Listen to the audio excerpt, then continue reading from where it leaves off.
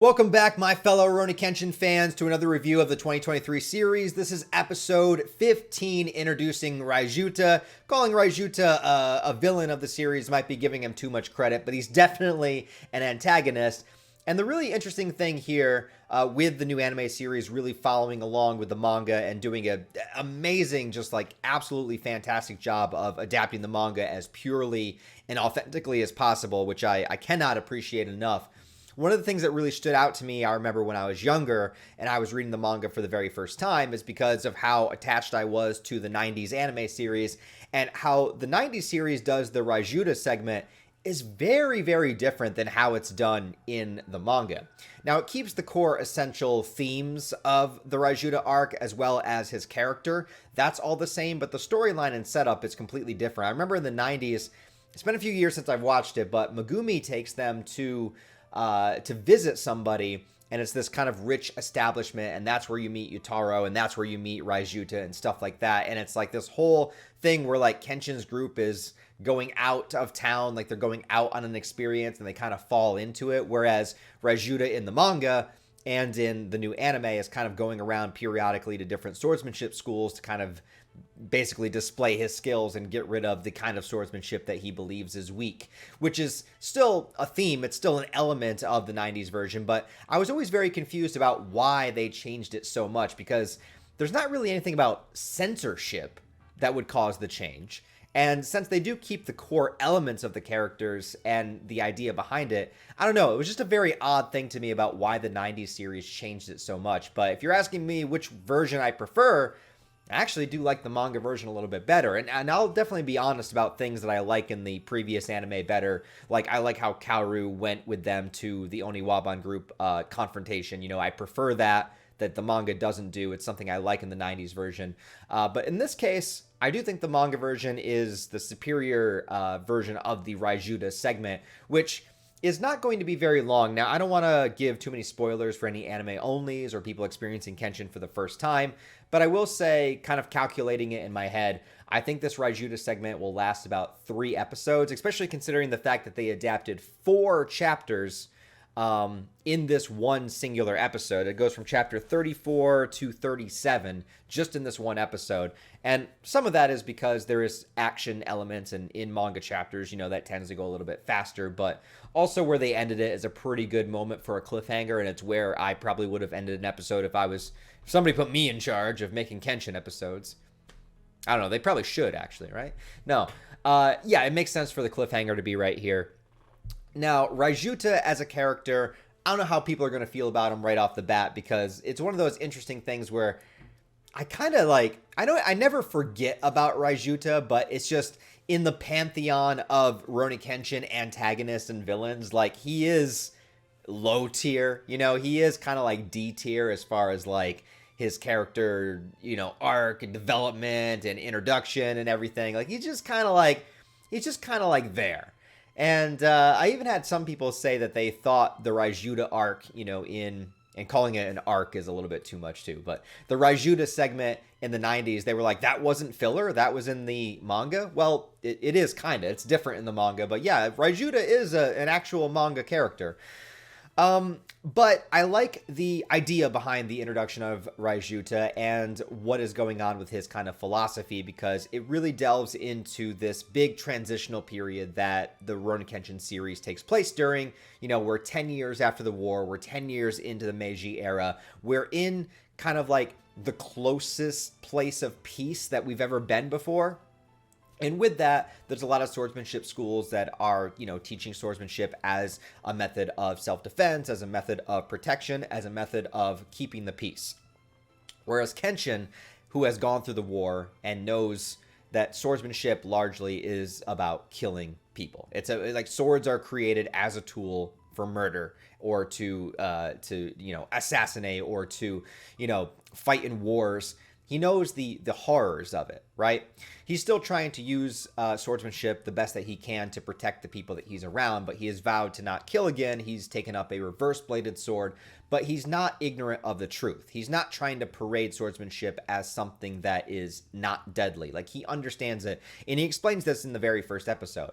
He's like, the way that Kaoru's swordsmanship school, because her entire school, you know, Kaoru, that she's the head of it now, inherited it from her father teaching Yahiko, the entire philosophy is that they don't use real swords. They use wooden swords because it's meant to be a swordsmanship practice, a martial art of protection, not of murder.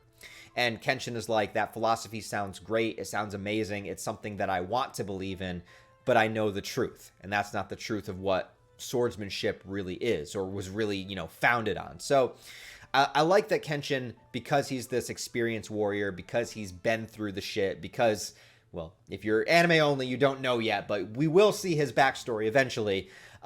You understand why he's reached this place that he's reached, and he still has respect and admiration for swordsmanship, but he understands the truth, and he tries to fight for what could be as opposed to what is. Whereas Raijuta is definitely fighting for what is. He wants to eliminate what he views as weak or inferior and bring only that true swordsmanship, through with him.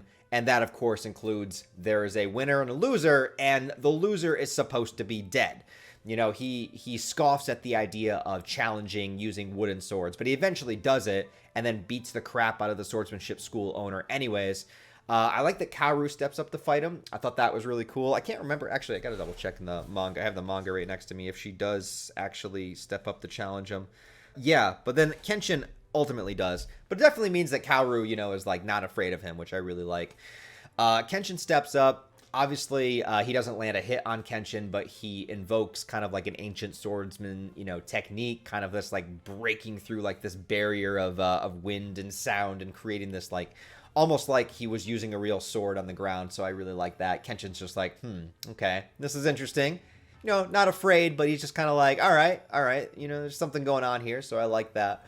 And then, of course, we have the introduction of Yutaro, who becomes kind of like a friend slash, rival to Yahiko. So, you know, gives that dynamic. We don't really get a lot of Yutaro in this, but all we see is that he really does look up to Raijuta. And you get the kind of backstory not shown to you, but it's told through dialogue about how, you know, they were attacked by bandits and Raijuta showed up and saved them. I don't think it would really be a spoil. I mean, you have like the most minimal amount of like literacy, and I think you can pretty much guess what happened there to allow Raijuta into this establishment. I guess I won't outright say it, but if it's not obvious to you, I just watch more stories and read more manga, because it's pretty self-explanatory.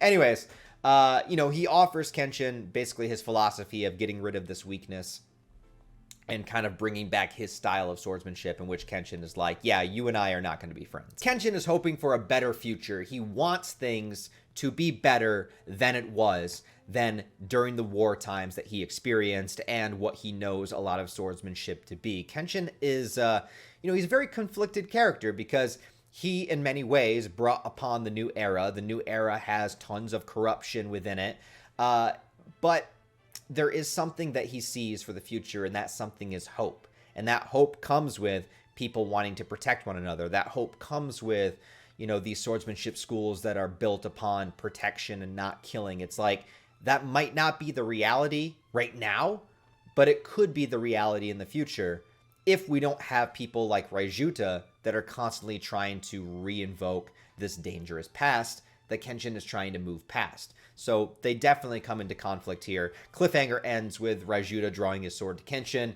and some interesting things are going to go down. Now this, I wouldn't say this is a spoiler, but depending on how sensitive you are to spoilery stuff, I'm just talking about something as far as chapter numbers go in the manga. That's all I'm going to be talking about. But basically, this episode adapted 4 chapters. There are 7 chapters left in this Raijuta segment. It's very short.